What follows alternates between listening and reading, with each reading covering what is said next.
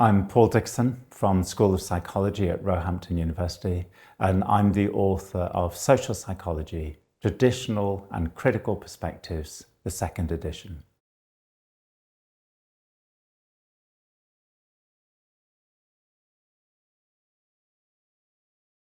I wanted to do justice to the breadth of perspectives in social psychology, and I wanted to bring a sense of critical thinking to all who read it.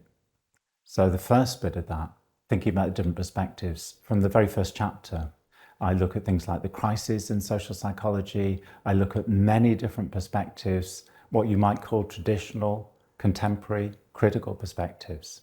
And I kind of cherish all of the value that those give to this amazing topic of social psychology. And the second aspect of that is I want to give space for students to see what evaluative thinking looks like. So as they read each chapter, they are shown how to think critically about the material that's been covered.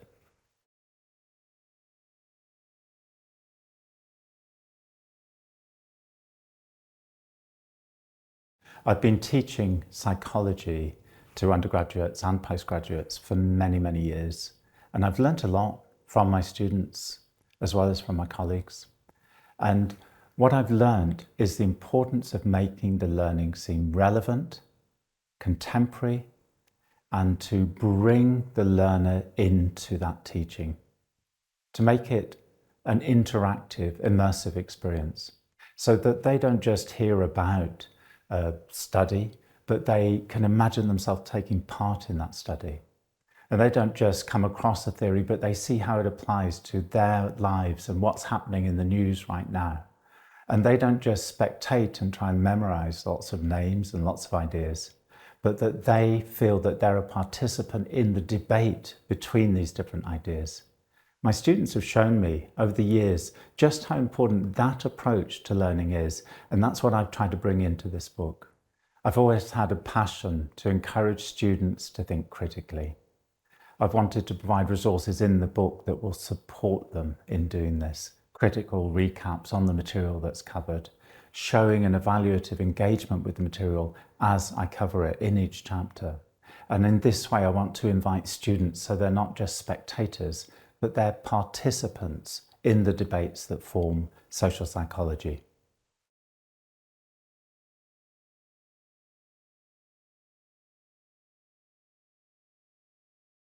I want students to gain a real sense of the contemporary relevance of social psychology, how it speaks to all of the features that we see in our world today: artificial intelligence, social media influences, environmental activism, Black Lives Matter movements. I want students to see that relevance. And so I've been keen in writing this book to draw out the ways in which what we're covering speaks to the world around us, this world of technological change, of activism. Social psychology is not a bystander here. Social psychology is immersed in these features of our world, and it speaks to them, and it gives us ways of understanding and thinking about the phenomena that we see all around us.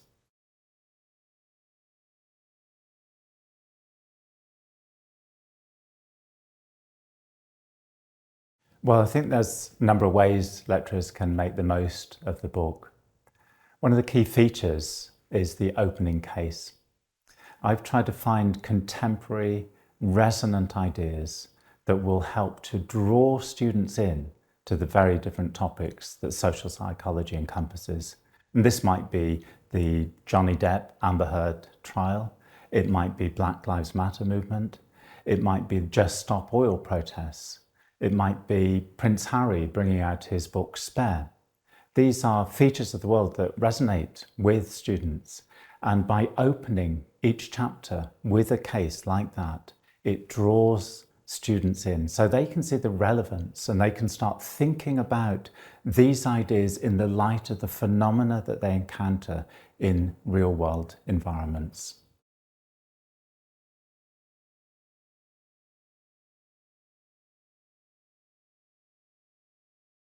Each chapter has a number of pedagogic features. These include things like in the news, where there's a link between the topic being covered and real news events. Try it out, which encourages students to actually try and apply some of the ideas to maybe things that they've experienced in their life, or to try out different quizzes, or to try different tests, and to therefore explore by doing. And I think that's really important. There's a critical recap at the end of each chapter that really distills the essence of the questions that can be asked about the topics and the theories that have been looked at. And there's an in a nutshell feature. I think that's quite important. And this is really the essence of the whole chapter that's caught in a very, very brief and succinct way. In addition, there are online resources, the teaching guide, the test bank of questions, and the PowerPoint slides. And I think these resources really informed by many years of teaching undergraduate psychology, and also the engagement with the ways in which the discipline has changed.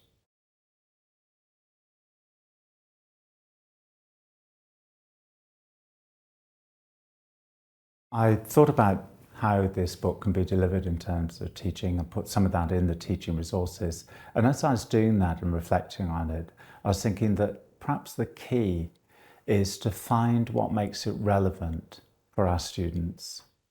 And if we think of the online world, the digital world, the AI world, we can see how non-verbal communication is important in terms of AI and how it is used to detect criminal intent in certain airports. We can think how prejudice takes a different form when we think of online postings that reflect prejudiced attitudes. We can think how social media presentation is like giving us a different way of thinking about the presentation of self. And in these ways, I think thinking about this, thinking about the relevance of our ideas for today's world, can draw our students in, can get us working on the same page, and can bring the ideas that we cover to life.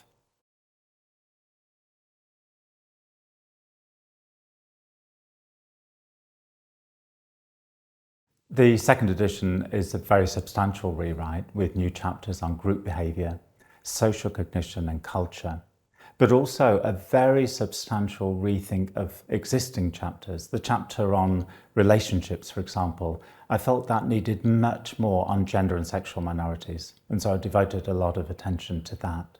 And that's an area that I feel really should be more key in social psychology. But then there's also classic studies. We think of Milgram and Zimbardo. Of course, they're present in the book, but they're here in a way that is rethought in the light of recent literature. The very substantial controversies, particularly surrounding Milgram, and even more so, Zimbardo, that have even led some to question, should this be covered in textbooks? How should it be covered? I've aimed to do it in a way that does justice to the original research, but raises very important critical questions and engages with the most contemporary and up-to-date research on this area. And in this way, I think the book, the second edition, is bringing new chapters, covering topics that have often been neglected, and bringing a fresh light onto the classic aspects of social psychology.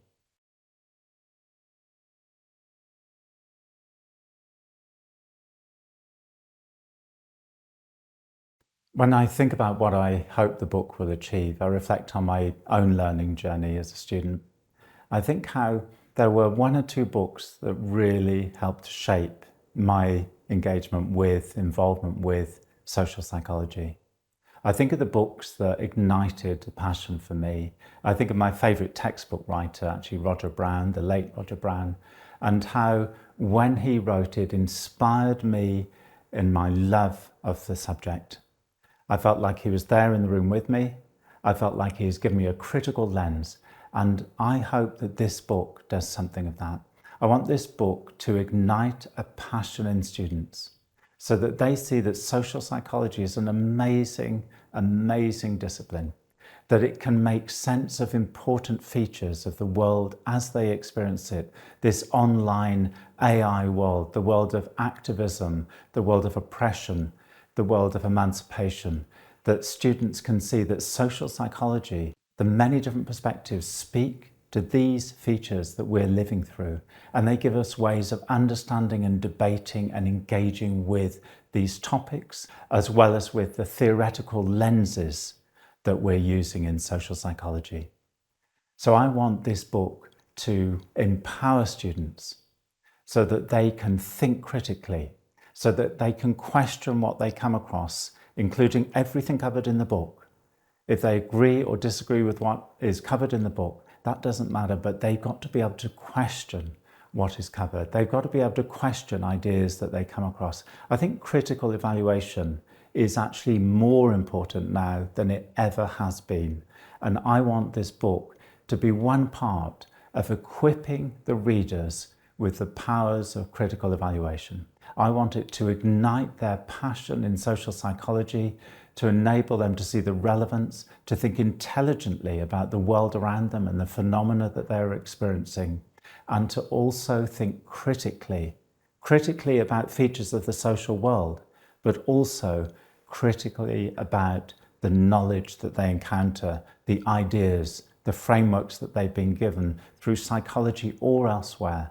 And that sense of being empowered, inspired, and critical, that is what I want this book to achieve.